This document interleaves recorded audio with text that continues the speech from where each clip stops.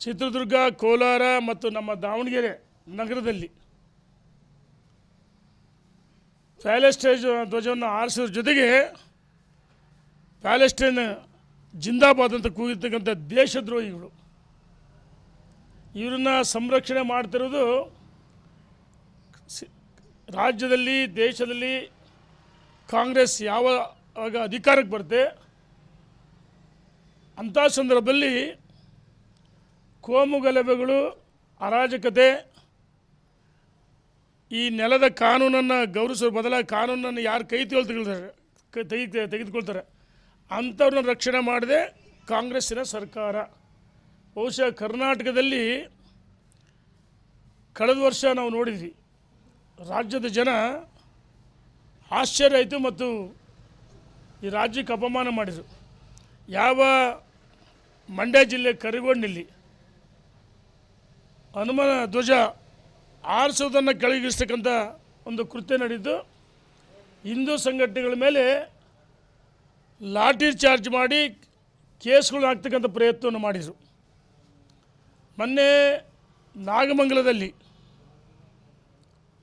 ಭಾಳ ಶಾಂತ ರೀತಿಯಿಂದ ನಮ್ಮ ಹಿಂದೂ ಸಂಘಟನೆ ಯುವಕರುಗಳು ಗಣೇಶನ ವಿಸರ್ಜನೆ ಮಾಡುವ ಸಂದರ್ಭದಲ್ಲಿ ಯಾವ ಕೇರಳ ಮೂಲದ PFI ಇರ್ಬೋದು, SFI ಕಾರ್ಯಕರ್ತರುಗಳು ನಮ್ಮ ಹಿಂದೂ ಯುವಕರ ಮೇಲೆ ಹಲ್ಲೆ ಮಾಡಿ ವ್ಯವಸ್ಥಿತವಾಗಿ ಮಸೀದಿಯಿಂದ ಕಲ್ಲೆಸೆದು ಪೆಟ್ರೋಲ್ ಬಾಂಬ್ಗಳನ್ನು ಎಸೆದು ಅಶಾಂತಿಯನ್ನು ಮೂಡಿಸ್ತಕ್ಕಂಥ ಪ್ರಯತ್ನವನ್ನು ಮಾಡಿದರು. ಬಟ್ಟೆ ಅಂಗಡಿಗಳು, ಬೈಕುಗಳನ್ನು, ಬೇರೆ ಬೇರೆ ಅಂಗಡಿಗಳನ್ನ ಸುಟ್ಟಾಕಿದರು. ಸರ್ಕಾರ ನಿರ್ದಾಕ್ಷಿಣ್ಯವೇ ಕ್ರಮ ಜರುಗಿಸಲಿಲ್ಲ. ಗೃಹ ಸಚಿವರು ಏನು ಹೇಳ್ತಾರೆ, ಅದು ಒಂದು ಸಂಘಟನೆ ಸಣ್ಣ ಇದು ಅಂತ ಹೇಳ್ತಾರೆ. ನಾಚಿಕೆ ಆಗ್ಬೇಕಲ್ವ? ನಾವು ಈಗಾಗಲೇ ಹೇಳಿದ್ವಿ, ಗೃಹ ಸಚಿವರು ರಾಜೀನಾಮೆ ಕೊಡಲೇಬೇಕು, ಅಸಮರ್ಥ ಗೃಹ ಸಚಿವರು. ನಿಮಗೆ ಚುನಾವಣೆ ಪೂರ್ವದಲ್ಲಿ ಇವರು ಹೇಳ್ತಾರೆ ಸಾಮಾಜಿಕ ನ್ಯಾಯ ಹೇಳ್ತಾರೆ. ಸಾಮಾಜಿಕ ನ್ಯಾಯ ಕೊಡಲ್ಲ, ಅಲ್ಪಸಂಖ್ಯಾತರನ್ನ ಓಲೈಸಿಗೋಸ್ಕರ ಇಂಥ ಕೃತ್ಯಗಳಿಗೆ ಕುಮ್ಮಕ್ಕು ಕೊಡ್ತಾ ಇರೋದು ಕಾಂಗ್ರೆಸ್ಸಿನ ಮುಖಂಡರುಗಳು. ನಾನು ಕೇಳೋಕ್ಕೆ ಇಚ್ಛೆಪಡ್ತೀನಿ, ದಾವಣಗೆರೆ ನಗರದಲ್ಲಿ ಇಡೀ ವಿದ್ಯುತ್ ಕಂಬಗಳಿಗೆ ಅದೇ ಕೇಸರಿ ಫ್ಲೆಕ್ಸ್ಗಳು, ಧ್ವಜಗಳನ್ನು ಕಟ್ಟಿದರೆ ಪೊಲೀಸ್ ಇಲಾಖೆ, ಜಿಲ್ಲಾಡಳಿತವನ್ನು ತೆರವುಗೊಳಿಸ್ತಾರೆ. ಕಳೆದ ವರ್ಷ ತೆರವುಗೊಳಿಸಿದ್ರು. ಈಗ ಅದನ್ನು ವೈಭವೀಕರಿಸೋದಕ್ಕೆ ಅವಕಾಶ ಮಾಡಿಕೊಡ್ತಾರೆ. ಕೇಳ್ತೀವಿ ನಾವು ಜಿಲ್ಲಾಡಳಿತಕ್ಕೆ, ನಾಚಿಕೆಗಳು ನಿಮಗೆ ಜಿಲ್ಲಾಡಳಿತಕ್ಕೆ. ಪೊಲೀಸರು ಕಾಕಿ ಬಟ್ಟೆ ಹಾಕ್ಯಂದಿರೋ ಅಥವಾ ಅವ್ರು ಗುಲಾಮರಾಗಿ ಕೆಲಸ ಮಾಡ್ತಿರೋ, ಕಾಂಗ್ರೆಸ್ ಏಜೆಂಟ್ರಾಗಿ ಕೆಲಸ ಮಾಡ್ತೀರಿ, ನಾಚಿಕೆ ಆಗಲ್ಲ ನಿಮಗೆ? ನಾನು ಕೇಳೋಕ್ಕೆ ಇಚ್ಛೆಪಡ್ತೀನಿ ಸರ್ಕಾರಕ್ಕೆ, ಇನ್ನು ಮುಂದೆ ಈ ರೀತಿ ಘಟನೆ ನಡೆದರೆ ಆ ಬಂಟ್ವಾಳದಲ್ಲಿ ಒಬ್ಬನು ಹೇಳ್ತಾನೆ, ಮೊಹಮ್ಮದ್ ಶರೀಫ್ ಸವಾಲಾಗ್ತಾನೆ. ನಾವು ಹೇಳ್ತಾ ಇದ್ದೀವಿ, ರೋಡಿಗೆ ಬನ್ನಿ ನೋಡೋಣ ಮೆರವಣಿಗೆ ಅಂತ ಹೇಳ್ತಾನೆ. ನೀವಿರುವುದು ಪಾಕಿಸ್ತಾನ, ಬಾಂಗ್ಲಾದಲ್ಲ, ಪ್ಯಾಲೆಸ್ಟೈನ್ ಅಲ್ಲ, ಭಾರತ ಮಾತೆಯ ಮಡಿಲಿನಲ್ಲಿ ಭಾರತೀಯ ಮಾತೆಯ ಮಕ್ಕಳಾಗಿರ್ಬೇಕವೇನ. ನೀವು ಈ ದೇಶದಲ್ಲಿದ್ದು ಹಿಂದೂಗಳನ್ನು ಅಪಮಾನ ಮಾಡಿದರೆ, ಅವಮಾನ ಮಾಡಿದರೆ, ಹಿಂದೂ ದೇವಾನುದೇವತೆಗಳ ಅಪಮಾನ ಮಾಡಿದರೆ ಈ ಸರ್ಕಾರ ತಕ್ಷಣ ಗಡೀಪಾರು ಮಾಡಬೇಕು. ಅದೇ ದೇಶಕ್ಕೆ ಅವ್ರು ಓಡಿಸ್ಬೇಕು, ಗಲ್ಲಿಗೇರಿಸ್ಬೇಕು. ಕಂಡಲ್ಲಿ ಗುಂಡಿಕ್ಕಿ ಹೊಡೆದಾಗ ಮಾತ್ರ, ಕಂಡಲ್ಲಿ ಗುಂಡಿಟ್ಟು ಹೊಡೆದಾಗ ನೀವು ಭಾರತ ಮಾತೆಯ ಮಕ್ಕಳಾಗ್ತೀರಿ. ಕಾಂಗ್ರೆಸ್ಸಿನ ಕೇಳೋಕ್ಕೆ ಇಚ್ಛೆ ಪಡ್ತೀನಿ. ಇನ್ನು ಮುಂದೆ ಪೊಲೀಸರು ಸರ್ಕಾರ ಕ್ರಮ ತೆಗೆದುಕೊಳ್ಳಿದ್ರೆ ನಾವು ಹಿಂದೂಗಳು ಹೇಡಿಗಳಲ್ಲ, ನಮಗೂ ಬರುತ್ತೆ ಶಸ್ತ್ರಾಸ್ತ್ರ ಹಿಡಿಯೋಕ್ಕೆ. ಆದರೆ ನಾವು ಶಾಂತ ರೀತಿಯಿಂದ ಇರಬೇಕು, ಈ ನೆಲದ ಕಾನೂನನ್ನು ಗೌರವಿಸಬೇಕು. ಅದಕ್ಕೋಸ್ಕರ ನಾವು ಶಾಂತ ರೀತಿಯಿಂದ ಇದೀವಿ.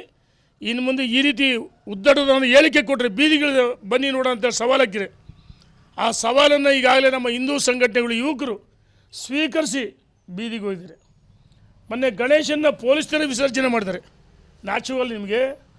ಎಲ್ಲ ಕಡೆ ಪ್ಯಾಲೆಸ್ಟೈನ್ ಜ್ವಾಲಿಸ್ತಾರೆ. ಪ್ಯಾಲೆಸ್ಟೈನ್ ಜಿಂದಾಬಾದ್, ಪಾಕಿಸ್ತಾನ್ ಜಿಂದಾಬಾದ್ ಅಂತ ಕೂಗಿದವರಿಗೆ ಮೂಕ ಪ್ರೇಕ್ಷಕರಾಗಿರ್ತಾರೆ ಪೊಲೀಸರು. ನಿಮಗೇನೋ ಹೋಮ್ ಮಿನಿಸ್ಟರ್, CM, DCM ಅವ್ರಿಗೆ ರಕ್ಷಣೆ ಯಾರು ಭಾರತ ಮಾತೆಯ ಮಕ್ಕಳು ಭಾರತ ಮಾತೆಗೆ ಜೈ ಅಂದರೆ ಅವರನ್ನು ಬಂಧಿಸ್ತೀರಿ. ಪಾಕಿಸ್ತಾನ್, ಬಾಂಗ್ಲಾ, ಪ್ಯಾಲೆಸ್ಟೈನ್ ಜಿಂದಾಬಾದ್ ಅಂದರೆ ಅವ್ರಿಗೆ ರಕ್ಷಣೆ ಕೊಡ್ತೀರಿ. ನಾಚಿಕೆ ಅಲ್ವಾ? ಇನ್ನು ಮುಂದೆ ಇಂಥ ಘಟನೆ ನಡೆದು ಸಹಿಸಲ್ಲ ಅಂತೇಳಿ ನಾನು ಎಚ್ಚರಿಕೆಯನ್ನು ಕೊಡ್ತೀನಿ. ಇದೇ ರೀತಿ ನಡೆದರೆ ಈ ದೇಶದಲ್ಲಿ ಕಾಂಗ್ರೆಸ್ ಹೆಂಗೆ ಧೂಳಿಪಟ್ಟಾಗಿದೆ, ರಾಜ್ಯದಲ್ಲೂ ಧೂಳಿಪಟ್ಟಾಗುತ್ತೆ ಅಂತೇಳಿ ಎಚ್ಚರಿಕೆ ಕೊಡ್ತಾ ಇದ್ದೀನಿ. ಈಗ ಏನಾಗಿದೆ, ನಮ್ಮ ಹಿಂದೂ ಯುವಕರು ಏನು ತಪ್ಪು ಮಾಡದಿದ್ರು ತಕ್ಷಣ ಬಂಧಿಸ್ತಾರೆ, ಜೈಲಿಗೆ ಕಳಿಸ್ತಾರೆ. ಅದೇ ಅವರಿಗೆ ಏನು ನಾನು ಹೇಳಿದಲ್ಲ, ಮುಖ್ಯಮಂತ್ರಿಗಳು, ಉಪಮುಖ್ಯಮಂತ್ರಿಗಳು, ಗೃಹ ಸಚಿವರು ಅವರನ್ನು ರಕ್ಷಣೆ ಮಾಡಿರಿ, ಭಾರತ್ ಮಾತೆಗೆ ಜೈ ಅಂದ್ರೆ ಜೈಲಿಗೆ ಕಳಿಸ್ರಿ. ಅಥವಾ ಪಾಕಿಸ್ತಾನ್, ಪ್ಯಾಲೆಸ್ಟೈನ್, ಬಾಂಗ್ಲಾ ಜಿಂದಾಬಾದ್ ಅಂದರೆ ಅವರನ್ನು ರಕ್ಷಣೆ ಮಾಡ್ತಾರೆ. ನಾಚಿಕೆ ಆಗಬೇಕಲ್ಲ ಸರ್ಕಾರಕ್ಕೆ. ಇನ್ನು ಮುಂದೆ ಸಹಿಸಲ್ಲ, ನಾವು ಬೀದಿಗಿಳಿಬೇಕಂತೇಳಿ ಎಚ್ಚರಿಕೆಯನ್ನು ಕೊಡ್ತಾ ಇದ್ದೀವಿ. ನಾನು ಅದನ್ನೇ ಹೇಳ್ತಿರೋದು. ಅಲ್ಲಿ ಹೋಮ್ ಮಿನಿಸ್ಟರ್ ಈಗ ಹೇಳ್ತಾರೆ, ನಮ್ಮ ಭಾರತೀಯ ಜನತಾ ಪಾರ್ಟಿ ಸತ್ಯ ಸೋದರ ಸಮಿತಿ ಹೋಗಿದೆ. ಅಲ್ಲಿ ರಾಜ್ಯಾಧ್ಯಕ್ಷ ವಿಜಯೇಂದ್ರ, ಆರ್ ಅಶೋಕ್ರವರು, ಭಾಳಷ್ಟು ಜನ ಮುಖಂಡರುಗಳು ಭೇಟಿ ಕೊಟ್ಟಿದ್ರು. ನಿನ್ನೇನು ಸಮಿತಿ ಹೋಗಿ ಭೇಟಿ ಕೊಟ್ಟಿದೆ. ಅಲ್ಲಿ ವಾಸ್ತವಾಂಶವನ್ನು, ಬಟ್ಟೆ ಅಂಗಡಿಗಳು, ಬೈಕ್ಗಳು ಯಾವ್ಯಾವ ಅಂಗಡಿ ಸುಟ್ಟಿದ್ದಾವೆ, ಮುಗ್ಧ ಮಹಿಳೆಯರು ತಮ್ಮ ಅಹವಾಲುಗಳನ್ನು ಹೇಳ್ಕೊಡಿದ್ದಾರೆ. ಇವ್ರು ಹೋದರೆ ಏನು ಉತ್ತರ ಕೊಡೋಕ್ಕೂ ಇಲ್ಲ, ನಾವು ಜೈಲಿಗೆ ಹಾಕ್ತೀವಿ ಅಂತ ಹೇಳ್ತಾರೆ. ಅಲ್ಲಿ ಹೋದರೆ ಇವರಿಗೆ ಹಿಂದೂಳು ಗೆರವು ಮಾಡ್ತಾರೆ, ಜನ ರೊಚ್ಚಿಗೆ ಹೇಳ್ತಾರೆ ಅಂತೇಳಿ ಇವ್ರಿಗೆ ಹೋಗಿ ತಾಕತ್ತಿಲ್ಲ, ಅದಕ್ಕೋಸ್ಕರ ಹೋಗಿಲ್ಲ. ರಮೇಶ್ ಜಾರಕಿಹೊಳಿ ಅವರು ನಾನು ಯಾವುದೇ ಕಾರಣಕ್ಕೂ ವಿಜೇಂದ್ರ ಅವರು ಒಪ್ಪೋದಿಲ್ಲ ಅಧ್ಯಕ್ಷ. ಒಂದು ಭಾರತೀಯ ಜನತಾ ಪಾರ್ಟಿ ಆಂತರಿಕ ವಿಚಾರವನ್ನು ದಾರಿಲಿ ಬೀದಿಯಲ್ಲಿ ನಾವು ಮಾತಾಡೋಕ್ಕೆ ಇಚ್ಛೆ ಪಡಲ್ಲ. ವಿಜೇಂದ್ರ ಯಡಿಯೂರಪ್ಪನ ನಾನು ವಿವಾದ ಹೇಳಿಕೆಗಳಲ್ಲ. ವಿಜೇಂದ್ರ ಅವ್ರನ್ನ ರಾಜ್ಯ ಅಧ್ಯಕ್ಷ ಮಾಡಿದ್ದು ನರೇಂದ್ರ ಮೋದಿ, ಅಮಿತ್ ಶಾ, JP ನಡ್ಡಾರವರು, ಭಾರತೀಯ ಜನತಾ ಪಾರ್ಟಿಯ ರಾಷ್ಟ್ರೀಯ ನಾಯಕರು, ರಾಜ್ಯದ ನಾಯಕರು ಚರ್ಚೆ ಮಾಡಿ, ವರಿಷ್ಠರೆಲ್ಲ ಸೇರಿ ಚರ್ಚೆ ಮಾಡಿ, ಸಂಘ ಪರಿವಾರ ಜೊತೆ ಚರ್ಚೆ ಮಾಡಿ, ರಾಜ್ಯ ಅಧ್ಯಕ್ಷ ಮಾಡಿದ ನಂತರ ಇಡೀ ರಾಜ್ಯದ ಉದ್ದಗಲಕ್ಕೆ ಪ್ರವಾಸ ಮಾಡಿ ಪಕ್ಷವನ್ನು ಸಂಘಟನೆ ಮಾಡಿದರೆ, ಭ್ರಷ್ಟಾಚಾರದ ವಿರುದ್ಧ ಹೋರಾಟ ಮಾಡಿದರೆ ಪಾದಯಾತ್ರೆ ಯಶಸ್ವಿಯಾಗಿದೆ. ಮೊನ್ನೆ ಸಂಘ ಪರಿವಾರದವರು ಸಂಘದ ಕಚೇರಿಯಲ್ಲಿ ಕರೆಸಿ ಈಗಾಗಲೇ ಯಾರೂ ಪಕ್ಷದ ವಿರುದ್ಧ ಮಾತಾಡಬಾರ್ದು, ಆಂತರಿಕ ವಿಚಾರ ಮಾತಾಡಬಾರ್ದು ಅಂತ ಹೇಳಿದರೆ, ಇಷ್ಟಾದ್ಮೇಲೂ ಮಾತಾಡ್ತಂದರೆ ನಮ್ಮ ರಾಷ್ಟ್ರೀಯ ನಾಯಕರು, ರಾಜ್ಯದ ನಾಯಕರು ಮತ್ತು ವರಿಷ್ಠ ಸಂಘ ಪರಿವಾರದ ಎಲ್ಲವೂ ಗಮನಿಸ್ತಾರೆ. ಭಾಳ ಕಠಿಣವಾಗಿ, ಕಠೋರವಾಗಿ ಯಾರೇ ತಪ್ಪು ಮಾಡಿದ್ರು ಅಂಥವ್ರ ನಿರ್ದಾಕ್ಷಿಣ್ಯ ಕ್ರಮ ಜರುಗಿಸ್ತೀವಿ ಅಂತ ಹೇಳಿದ್ರೆ ಮಾಧ್ಯಮದಲ್ಲಿ ನೋಡಿದ್ದೀನಿ. ನಾನು ಹೇಳ್ತಿದ್ದೀನಿ, ವಿಜೇಂದ್ರನ ರಾಜ್ಯಾಧ್ಯಕ್ಷ ಒಪ್ಪಿಗೆ ಅಂದರೆ ಮತ್ತು ಯಾರು ಒಪ್ಕೊಂತೀರಿ? ಹಾಗಾದರೆ ನರೇಂದ್ರ ಮೋದಿ, ರಾಷ್ಟ್ರೀಯ ನಾಯಕರಾದ ನರೇಂದ್ರ ಮೋದಿಯವರಿಗೆ, ಅಮಿತ್ ಶಾ ಅವರಿಗೆ, JP ನಡ್ಡಾರವರಿಗೆ ಅಥವಾ BL ಸಂತೋಷ್ ಸಂಘ ಪರಿವಾರಕ್ಕೆ ಅಪಮಾನ ಮಾಡ್ತೀರಾ? ಈಗ ರಾಜೀನಾಮೆ ಕೊಡೋಕ್ಕಲ್ಲ ಅಧ್ಯಕ್ಷರು ಮಾಡೋದು, ಅಥವಾ ಟೀಕೆ ಟಿಪ್ಪಣಿಗಳನ್ನ ಕಾಂಗ್ರೆಸ್ ವಿರುದ್ಧ ಹೋರಾಟಗಳು ಮತ್ತು ಮೌನವಾಗಿದ್ದು ಸಂಘಟನೆ ಮಾಡೋಕ್ಕೂ ಮುಂದೆ ಜಿಲ್ಲಾ ಪಂಚಾಯತಿ, ತಾಲೂಕು ಪಂಚಾಯತಿ, ಮಹಾನಗರ ಪಾಲಿಕೆ, ಸ್ಥಳೀಯ ಸಂಸ್ಥೆಗಳು ಯಾವುದೇ ನಡುವೆ ಚುನಾವಣೆಯಲ್ಲಿ ಗೆಲ್ಲಬೇಕು. ಅದರ ಬಗ್ಗೆ ರಾಜ್ಯಾಧ್ಯಕ್ಷರು ಪ್ರವಾಸನ ಮಾಡ್ತಿದ್ದಾರೆ. ಯಾರಾದರೂ ನಾನು ಹೇಳ್ತಿದ್ದೀನಿ, ಹಿರಿಯರು ಅವರು ಇವರು ಅಂತ ಹೇಳಿಲ್ಲ, ನಾನು ಯಾರ ಬಗ್ಗೆನೂ ಟೀಕೆ ಮಾಡೋಕ್ಕೆ ಇಚ್ಛೆ ಪಡೋಲ್ಲ. ಏನೇ ಇದ್ದರೂ 4 ಗೋಡೆ ಮಧ್ಯೆ ಹವಾಲುಗಳು ಹೇಳ್ರಿ ಅಂತ ಸಂಘ ಪರಿವಾರದಲ್ಲಿ ಹೇಳಿದರೆ ಅಲ್ಲಿ ಕೇಳಿ. ಆದರೆ ರಾಜ್ಯಾಧ್ಯಕ್ಷ ವಿಜಯೇಂದ್ರನ ಯಾವ ಕಾರಣಕ್ಕೂ ನಿಲ್ಲಿಸೋಕ್ಕಾಗಲ್ಲ. ನಮಗೆ ಹೇಳ್ತಾರೆ ಭಾಳ ಜನ ಶಾಸಕರುಗಳು, ಮುಖಂಡರುಗಳು, ಮಾಜಿ ಸಚಿವರು, ಮಾಜಿ ಶಾಸಕರು, ಇದು ಸತ್ಯ. ಮಾಧ್ಯಮದಲ್ಲಿ ಬಂದು ಮಾತಾಡಬಾರ್ದು, ಆದರೆ ಅನಿವಾರ್ಯ ಮಾತಾಡ್ತೀನಿ. ಸಭೆ ಸೇರೋಣ ಅಂತ ಹೇಳಿದರು. ನಾನು ಸನ್ಮಾನ್ಯ ವಿಜೇಂದ್ರ ಅವರಿಗೆ, ಯಡಿಯೂರಪ್ಪನವರಿಗೆ, ಭಾಳಷ್ಟು ಜನ ಮಾಜಿ ಶಾಸಕರು, ಮುಖಂಡರುಗಳು ಹೋಗಿ ಭೇಟಿ ಮಾಡಿದ್ವಿ. ಈ ರೀತಿ ಗೊಂದಲ ಆಗುತ್ತೆ, ಇದಕ್ಕೆ ಅಂತ್ಯ ಆಡಬೇಕು, ಕಾರ್ಯಕರ್ತರು, ಮುಖಂಡರು ಕಂಡಲ್ಲಿ ನಿಂತಲ್ಲಿ ಪಕ್ಷದ ಈ ರೀತಿ ಸ್ಥಿತಿ ಬರಬಾರ್ದು ಮಾತಾಡ್ತಾರೆ, ಚರ್ಚೆ ಮಾಡ್ತಾರೆ.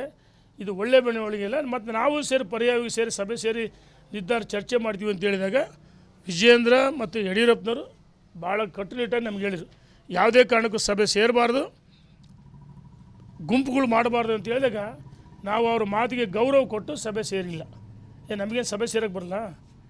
ಸೋತೀವಿ ಅಂದ ತಕ್ಷಣ ನಾವು ಜನರಿಂದ ತಿರಸ್ಕಾರ ಆಗಿಲ್ಲ, ಯಾವುದೇ ಕಾರಣಕ್ಕೂ ಸೋತಿರ್ಬೋದು.